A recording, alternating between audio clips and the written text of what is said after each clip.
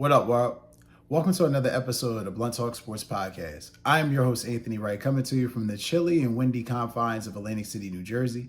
Wherever you may be watching or listening, I thank you as always. Like, share, and subscribe. It helps the channel. This episode will be episode 146, recapping week 10, pretty much all the Sunday games and the Sunday night game. I will have an episode coming out tomorrow recapping the Monday Night Football game tonight. Big matchup between the Eagles and Packers. NFC, supremacy and seeding on the line. So definitely will be touching on that too. But I wanted to touch on the games from Thursday night going into Sunday. Just get into those, do a quick recap of those games. And like I said, as always, definitely don't forget to check the channel out on Substack, Spotify, Patreon, Trovo, and as well as on Podbean. But getting right into it, guys. First game, Colts and Falcons. First of all, the Colts were able to pull out this game 31-25 in a nail biter.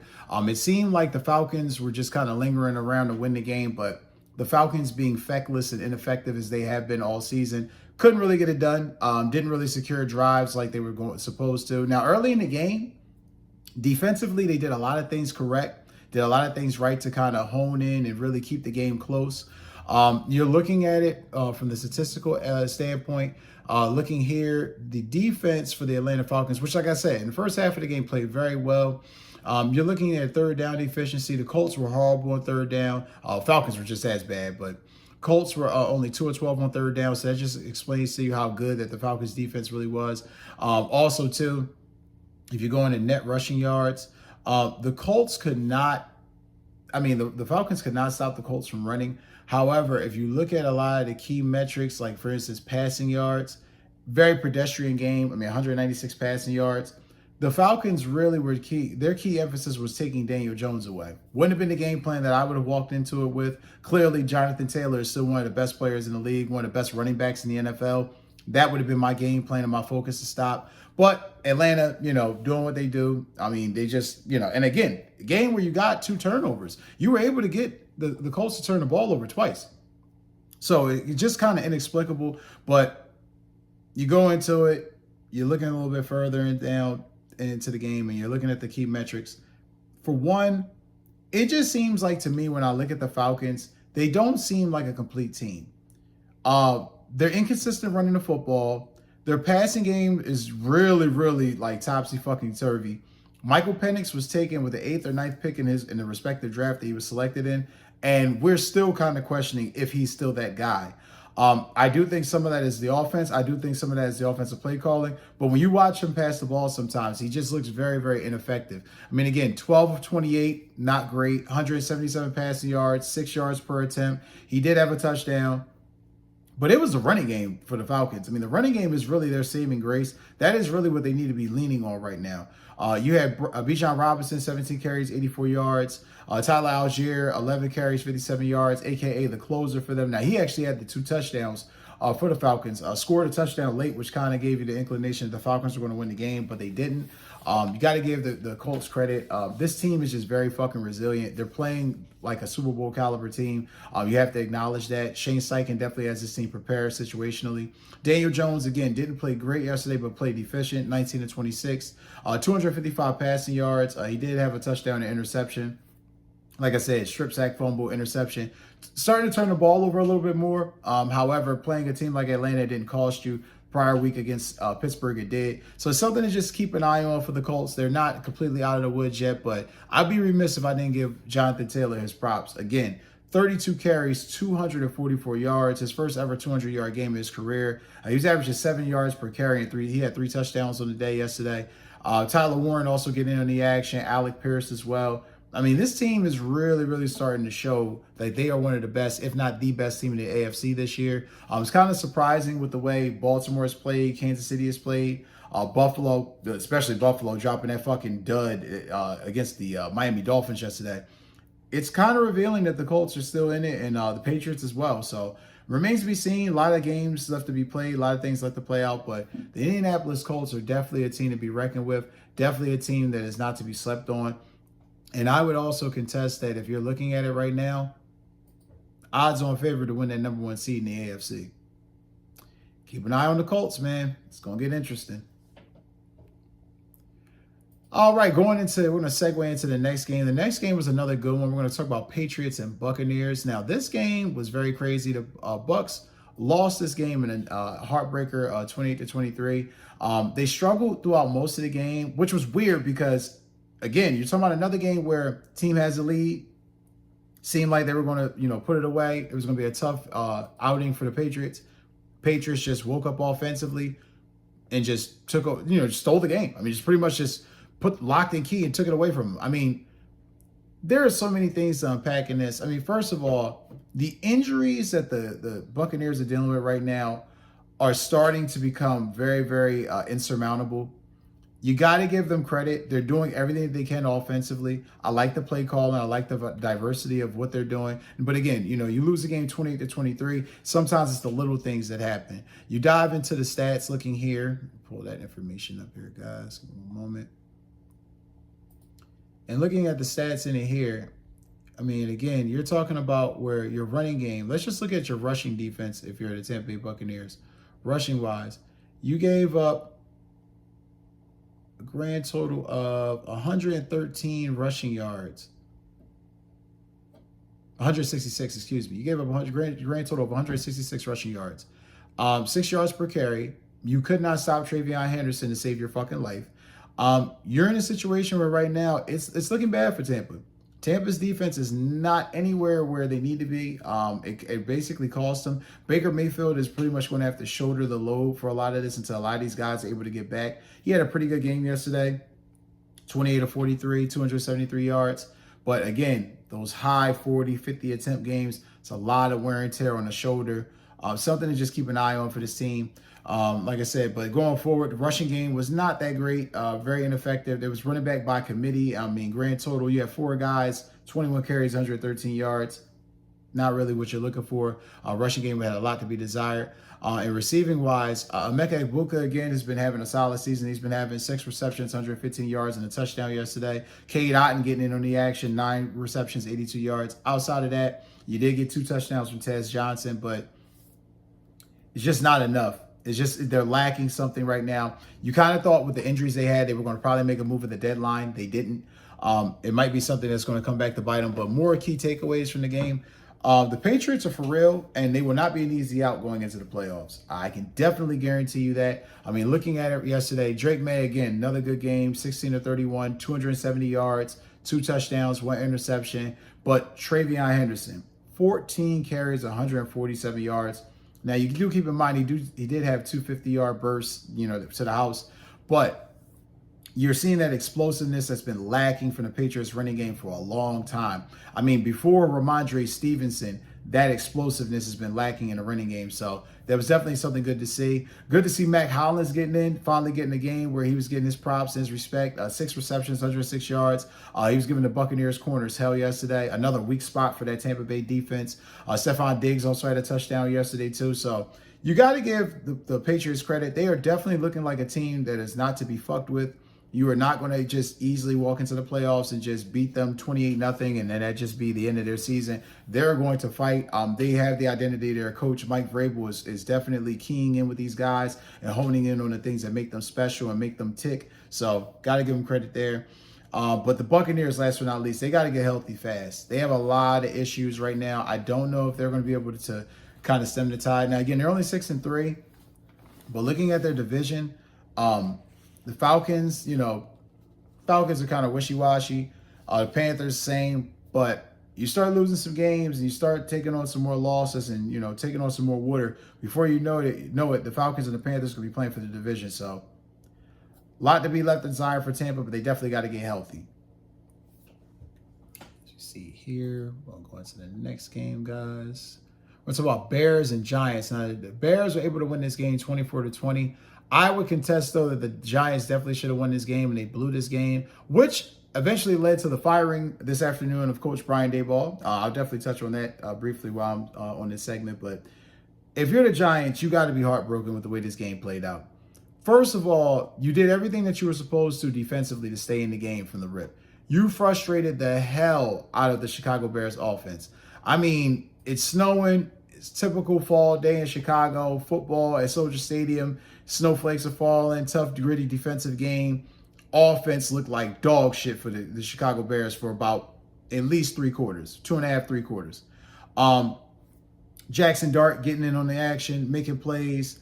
Again, you liked how the Bears started. I mean, again, you're looking at it. They went 3 and out to start the game, but the second drive, you get it to strike fast, you get a touchdown. You didn't really do much of anything from there on. And then the game ultimately turned once Jackson Dart got that concussion. It seemed like that they were going to lean in a little bit more on him using that read option game and the rushing game. It seemed like that's where the angle was. He was the X factor for the Giants yesterday. And he's been the X factor for the Giants most of the season. But this is something of why you have to be careful when you're putting your star quarterback, your franchise quarterback, in harm's way in these positions. Because once he's a runner, the rules that apply for him as a quarterback do not apply as a running back. And guys will take his fucking head off. And that's exactly what happened. He got his bell fucking rung, fumbled the ball. And it's funny because watching it with my oldest son yesterday, I said to him, these guys of the Giants are not holding the ball right. Once somebody catches that elbow, it seemed like a lot of the Bears defenders were going for that elbow forearm area. And that's exactly where they caught Jackson Dart on that rushing play where he got concussed. And it seemed like once he left the game, the Giants left as well. Needless to say, Russell Wilson is not a good quarterback. I jokingly call him a lot of times Sierra's husband. Rightfully so. He is Sierra's husband. Shout out to Sierra. But he's no longer an NFL quarterback. I mean, there's no way in hell he's going to get NFL money from a team next year. Unless the Broncos are still paying him out from that disaster from 2 years ago. He's not receiving any NFL contract from any team next year. He is fucking done.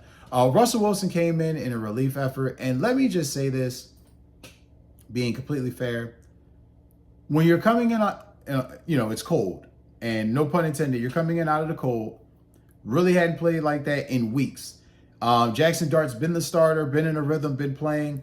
You've just been, the cheerleader, team captain guy on the sidelines, Giants country, let's ride, shit like that. But to go be a veteran quarterback, to be called in that moment, to have 7 pass attempts and to complete 3 passes for 45 yards, and to be sacked twice. And one of those occasions was in the red zone where your offense could have used those points to essentially ice the fucking game. You are proving that without Jackson Dart in this offense, your team will not win games. You'll see here on the screen, The Athletic had a great article saying once Jackson Dart left, so did Brian Daboll's job.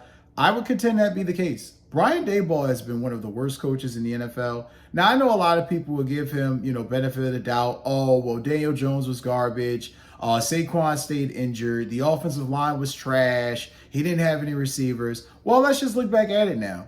Now that Saquon Barkley left, Saquon clearly wasn't the problem. Hey, look, Daniel Jones is now an Indianapolis Colt. Is he still the problem? Because now clearly it shows the head coach and GM were possibly, I would say, 95 to 98% of the issue with the Giants over the past 2 years. Joe Shane is not low. He's helped make a lot of these decisions. Now, I think what will help save his job is the fact that free agency and some of the trades that he's made on the defensive end has helped solidify this Giants team. However, offensively, they have been a walking fucking dumpster fire. Brian Daboll was known for offense. He got credit for coaching Jalen Hurts in college. He got credit for coaching Mac Jones, which albeit he really shouldn't have. He got credit for coaching Josh Allen, in his initial years in the NFL with the Bills. We saw, though, look at Daniel Jones with Shane Steichen this year. Look at what a healthy Saquon Barkley has been able to do for Philadelphia. Coaching matters, guys. Sometimes you can have talent, but if you don't have the coaching, it will fuck up anything that you have going. And essentially, I feel like John Mara, he has to really wear the brunt of this culpability. You kept this man around when you knew damn good and well you should have fired him a season ago. You would have justifiably been within reason to fire Brian Daboll. No one would have questioned it. But instead, you gave this bullshit spiel about running out of patience and trying to hold on and keep guys and keep continuity, all because you didn't want to be seen as a dysfunctional team. Well, I got news flash for you. You are dysfunctional. You're 2-8. You haven't won a Super Bowl since 2011. Hell, you haven't won a playoff game in God knows how long. You are a dysfunctional franchise. So it's good that they're finally addressing this. It's good that they're finally attacking this situation because you cannot continue to sell this to a fan base, especially a New York fan base. You cannot continue to sell this that, hey, we're good. We're going to continue to get better. We're going to continue to be one of the best teams in the NFL. And you just continue to just mire in mediocrity, if not middle into, the top 10 or top 5 of the NFL draft. So definitely a lot left to be desired. Think, good riddance for Brian Daboll. And it'll be interesting to see who Big Blue acquires as a head coach. I think that the cupboard's not bare there. Obviously, having Dart, having Malik Neighbors, having the defense that they have a lot of key positions and key guys there. So they have something to build off on. How does Cam Scatterbo come back off the injury? Do you still address the running back position in the draft, free agency? A lot to be desired in New York. A lot of questions left to answer, but at least now they'll have a head start. Brian Daboll's gone. They're 2-8. Meltdown yesterday in Chicago, just heartbreaking. Got to give the Bears credit for pulling it through and doing exactly what they were supposed to. Caleb Williams, 20 of 36, 220 yards, had a touchdown. DeAndre Swift, 13 carries, 80 yards. Physical brand of running that he had yesterday. I like how he played. You had Roman Dunze with 6 catches, 86 yards. And the defense played well. I mean, for the first time in a while, you kind of liked it.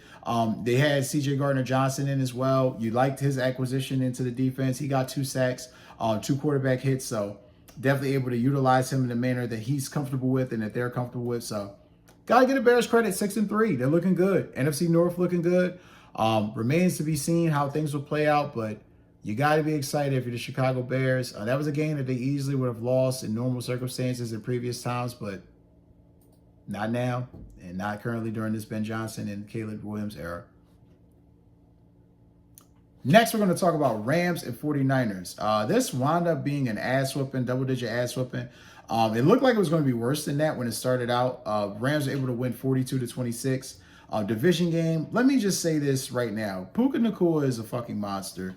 I think I don't need to really state too much. Now, he didn't have that monstrous type game. Devontae Adams had 6 for 77 and a touchdown. Did leave the game at some point with a back injury. I think they're going to have some details coming out later today regarding that. By the time this video comes out, you'll probably have known, but we'll see. But Puka Nacua, 5 receptions, 64 yards. He had a touchdown. Puka Nacua plays a physical brand of football, at wide receiver that is just a nod to the old school, something that has really been left to be desired amongst today's players, and I just love the way he plays. But Matt Stafford, 24 of 36, 280 yards, 4 touchdowns. I believe it's the 3rd consecutive game he's had that type of stat line, playing at an MVP level. The Rams are not to be fucked with. I mean, 7-2. One of those losses being to Philadelphia, obviously, blocking the field goal at the end of the game. But the Rams have kind of been, holding the tide and stemming the tide and really just, staying the course and not really getting distracted with too much. They've been healthy enough, which has also helped them a lot.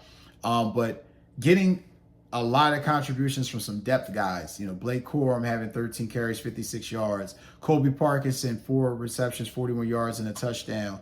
Also getting Davis Allen, a backup tight end, in the red zone on a nice touch.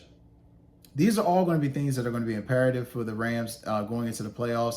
They are not going to be able to win playoff games unless some of their backups or depth players are able to step up and really win in key positions. Still don't like their defense. Still don't like their defensive backfield. I think there's a lot left to be desired there.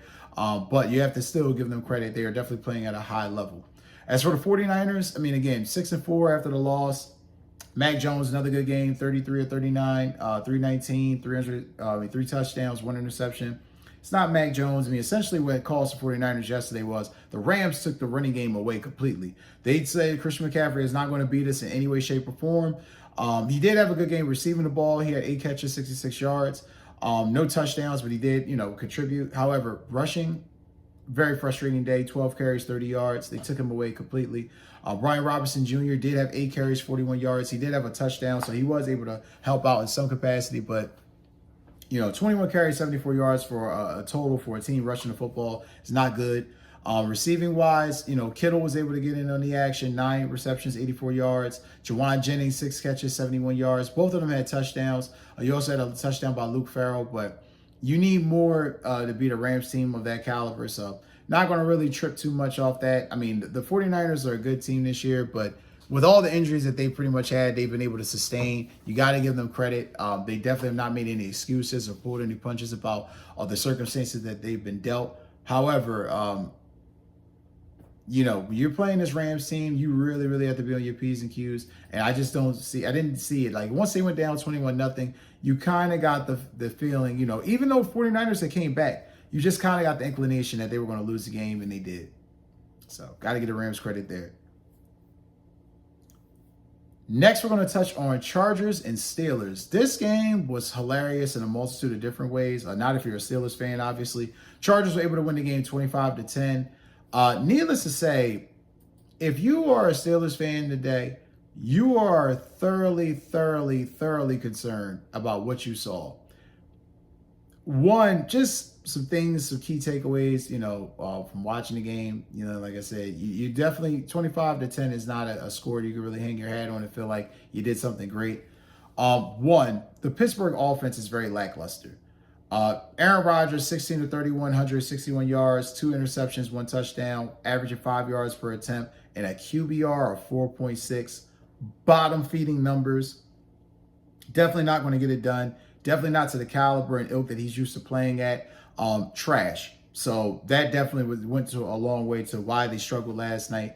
Rushing game has been ineffective, to say the least. Just to give you a synopsis. Jaylen Warren, 14 carries, 70 yards. The backup running back, Caleb Johnson, 2 carries, 3 yards. So you had 16 carries for 73 yards, and 98% of that was produced by one man. So not great. Not great. And receiving wise, I mean, can we just say that the DK Metcalf acquisition has been a failure? I mean, it's safe to say it. Let's just think about this. He hasn't been injured. He's been out there for mostly every game. I don't know if it's Aaron Rodgers just making safe throws, the offense, him getting comfortable within the scheme, the offense not expanding the way they needed to. But for DK Metcalf to have 3 receptions for 35 yards, commanding the money that he's getting, it's just not working. It's just not worth it. Again, it's something that I said in a previous episode where it seemed like the major bet paid off, but all the small bets aren't working. Well, now none of the bets are working off. And if you're Pittsburgh, you have to be concerned because you're 5-4. You had a stranglehold on this division 2 weeks ago on Thursday night against the Cincinnati Bengals. You had it. You beat the Browns.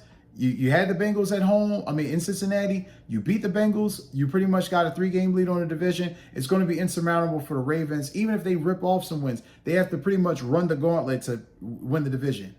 And you just opened the door and just kept it alive for Cincinnati. You kept it alive for Baltimore. If you're in Pittsburgh, you have to be disappointed because the writing is on the wall. There is a great chance this team could miss the playoffs. I don't want anyone to be, delusional about this. They have played that bad of football where there is a great chance they could easily miss the playoffs and no one would bat an eye. But I wanted to make sure that I give the Chargers credit too. The Chargers offense wasn't playing that much better. They started to kind of try to put it together late. But ultimately, being able to convert in the red zone, that is the difference between winning and losing games. If you can't convert in the red zone, it's just going to put you in a rat bastard situation where you're not going to be able to score because you're going to have to either drive the distance of the field or you're going to have to settle for field goals, which is rat bastard situation where you're not winning. Looking here, going into it too, you got to give, let's see here, red zone efficiency. My God, Chargers. Chargers, because I was on the wrong page. I apologize. Chargers. Red zone efficiency, look at that, 67%. So that's really the difference in between the game. The Steelers didn't really get that many opportunities in the red zone. They had one. When you don't cash in and you settle for a field goal or you don't convert, that makes a world of difference. Rodgers' inability to get comfortable within the pocket, settling in with this stagnant-ass offense, definitely not the answer. The Steelers' defense staying in man-to-man when they should have been, switching it up, disguising some of the coverages and disguising what they were doing. That definitely played a factor. But Justin Herbert, taking the hits that he took, playing the way that he did, the toughness, the grittiness, he has been the difference maker for the Chargers this year. You kind of wonder if that running game will be able to get going consistently or on a more consistent basis for him, because if so, the sky's the limit. But the Chargers have a true chance to really get past Kansas City. I do think that right now, this is the best time, the best opportunity they may ever have. How it plays out, I don't know. But this Chargers team, like I said, it was since the beginning of the season was legit. Was a team that you could not sleep on, and they're continuing to show improve. As for the Steelers, a lot left to be desired. They're definitely going to have to turn things around before it becomes too late. And if it becomes too late, I can promise you, heads will roll. Not sure if Mike Tomlin will, possibly should, but his first time in a while, he looked Aggie. First time in a while, he didn't look happy or didn't feel like, oh, shucks, they'll just get through it. So we shall see. And last but not least, wrapping up this segment, we're going to talk about the wackest game of the Week 10 slate, which was the Raiders and Broncos. Broncos won the game 10-7. Game was a shit show. It sucked offensively. The Broncos did not play to their standard. I don't even think the Raiders ultimately played to theirs. Defensively, they did. Defensively, you got to tip your hat, to the Raiders. They did everything they were supposed to try to stay in the game. Offensively, when you have Geno Smith as your quarterback, you have, Chip Kelly as your offensive coordinator, and your receivers can't really get open, this is what's going to happen. Ashton Jeanty had 19 carries, 60 yards, and a touchdown, still doing the best that he could. The Raiders are a bad team. The Broncos played down to that competition and kind of showed their hand too that they're possibly not as good as we think. Home crowd booing you, that definitely doesn't help. I mean, being an Eagles fan, I know that shit happens all the time, but to see it in Denver in the manner and as loud as it was, it definitely wasn't good. They're missing something if you're Denver. You kind of thought they were going to, one of those teams again that were going to make a move at the deadline, try to grab somebody in and make some adjustments, didn't do it. So remains to be seen. They're going to play out with the roster they got. But Geno Smith is definitely done and will not be the starter coming back next season. I think that's very indicative of the way he's played. He's played so inconsistent.